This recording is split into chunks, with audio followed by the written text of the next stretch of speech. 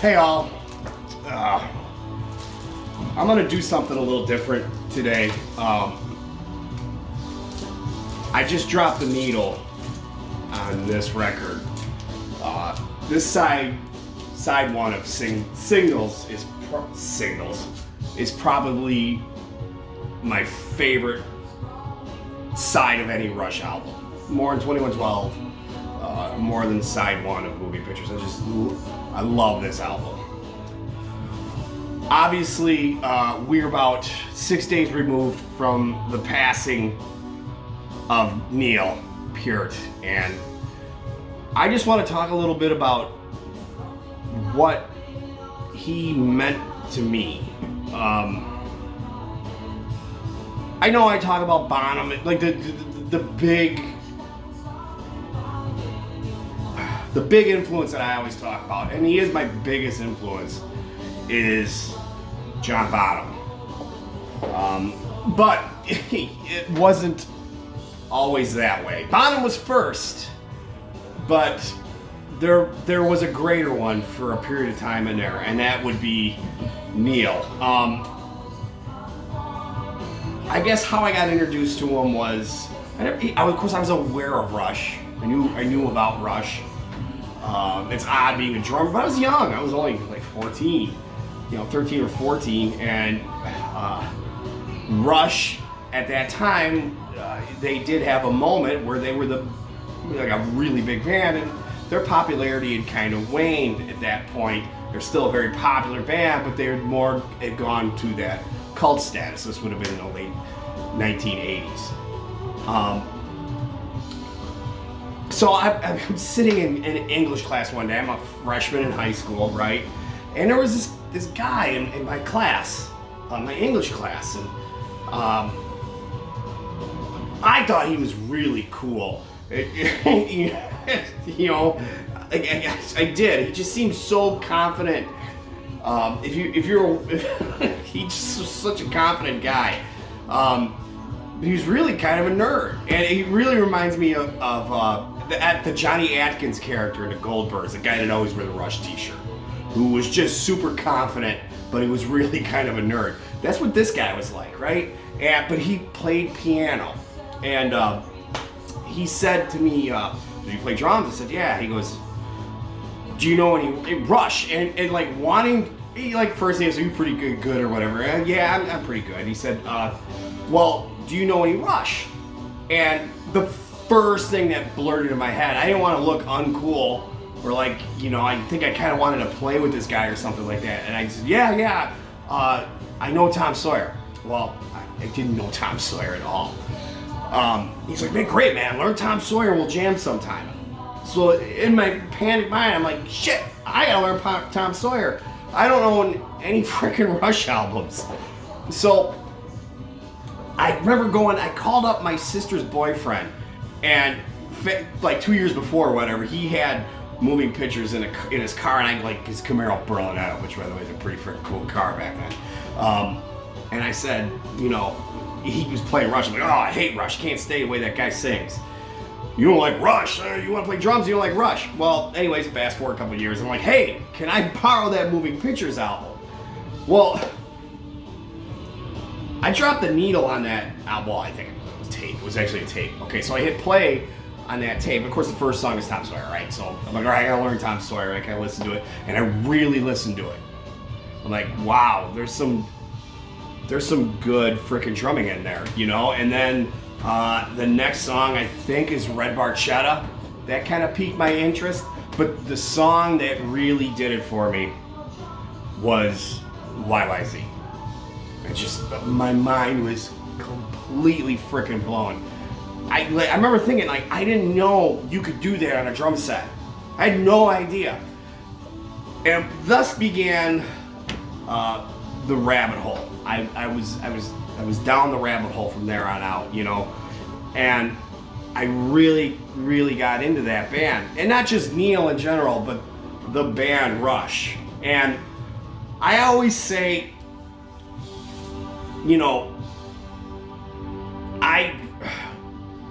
Bonham was the drummer I'm closest to. as a player. I'm very spontaneous in my playing. I don't hold on. Analog Kid. Fucking love this song, man. Freaking love it. But I would say, I'm a very spontaneous drummer. I don't put a lot of thought into my drum parts when I'm coming up with a drum part for a song. I just kind of play whatever comes to mind. He changed that for me a little bit. He taught me to think about how a hi-hat is working with a guitar part. If you listen to his stuff, all right, he interplays very much within the music. It's not just a bunch of drum fills, okay? Everything he does is very deliberate. He'll take a hi-hat here, he'll change up a hi-hat pattern in a pre-chorus. And what it will do is it'll build tension. And that's not to say other drummers don't do that. He's just very, very was very, very deliberate in everything he did. And, not to mention how his lyrics, the dude wrote some pretty freaking deep lyrics. And I think I didn't realize it at the time because another part of me that just really, Rush I just was drawn to them was not just the music. I think it was probably the lyrics a little bit too, because I was a young kid in high school. I wasn't uncool, I had friends, but I wasn't like one of the rich popular kids, I fit in fine. And what's odd is I grew up, I went to a town with like rich kids. Like I went to a high school with kids who were freaking rich, not just like parents owned a nice house. Like I had one kid I went to school with, his father was a cartoonist, had a big a nationally syndicated cartoon in newspapers, comic strip, I'm sorry. So he was rich, right? And he wasn't the only one. I mean, there was like rich kids in my class. So you're always kind of like, where do I fit in with that?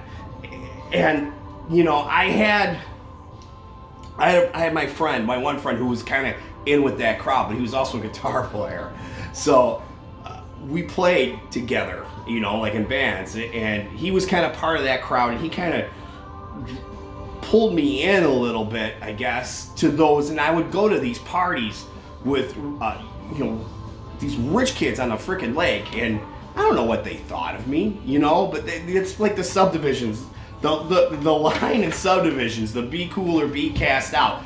That I didn't realize it at that time, but now I realize that I was kind of like that, I first found about Neil's passing, like most of you guys, I get a text from a bandmate. I thought it was a joke. It was it says Neil Peart dead at 67. I was just I thought it was a joke, and I remember I showed it to my wife. She was sitting on the couch, and I couldn't talk.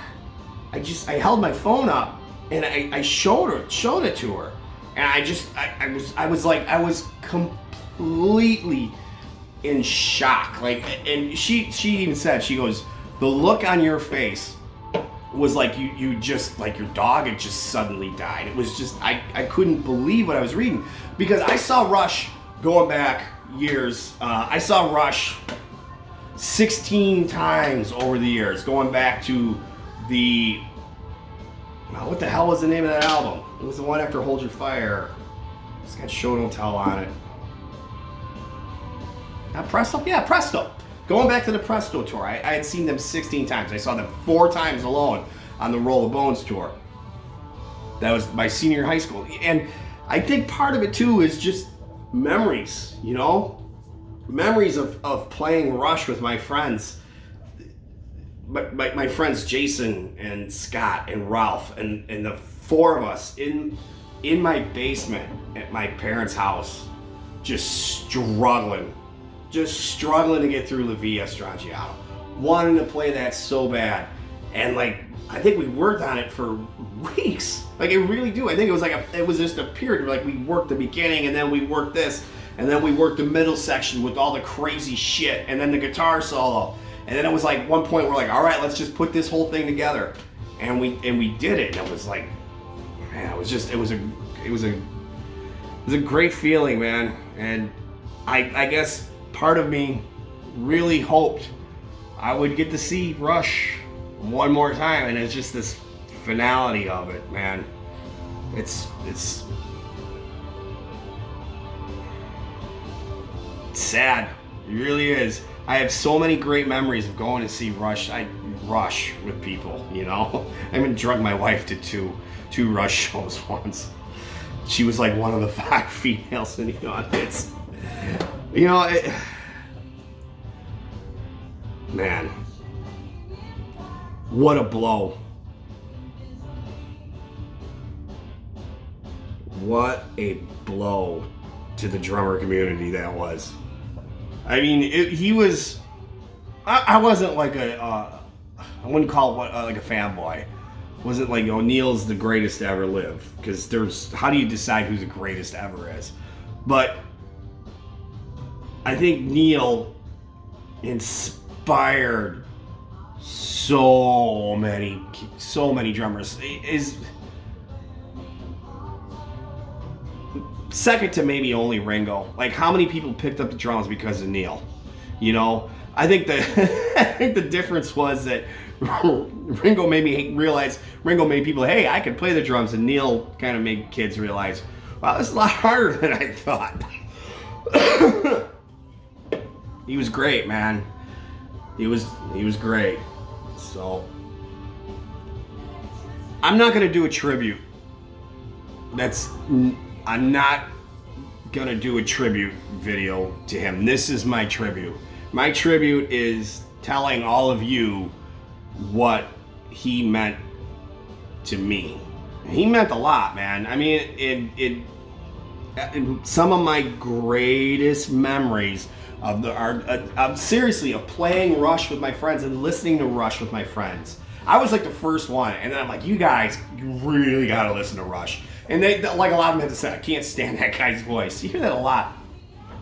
But like, then they really listen to it, and pretty soon we're all smoking frickin' weed, sitting around listening to 2112, trying to find out some kind of frickin' hidden meaning of it. Or what we would do is shouldn't do drugs, kids, but we would smoke some frickin' weed. We would listen to 2112. We would listen to Hemispheres. We listen to Cygnus X1, and then we would listen to Hemispheres. And Hemispheres is badass, because Hemispheres, they actually wrote as a sequel to Cygnus X1, but they put some of the music in Hemispheres. You hear that? If you're not familiar with the song, man, frickin' Hemispheres is a badass song, man. I can't talk enough about what that guy and that band meant to me. So, like I said, I'm not going to do tribute. I figured the best tribute I could give Neil was not me trying to like half-ass play one of his songs, because I can't. I'm not that drummer. I am not him. I'm me. Which is just a John Bonham clone. But he is just he was just as an important influence on me as John Bonham. So I figured my best tribute to him would be not to ruin one of his songs. So that's it, guys. Thanks for watching. And as always, I'm going to give a salute to the professor. Some of the greatest times of my life, man, were spent sitting in the back of Ralph's Grand Prix, smoking weed, and listening to your freaking music. Thank you, sir.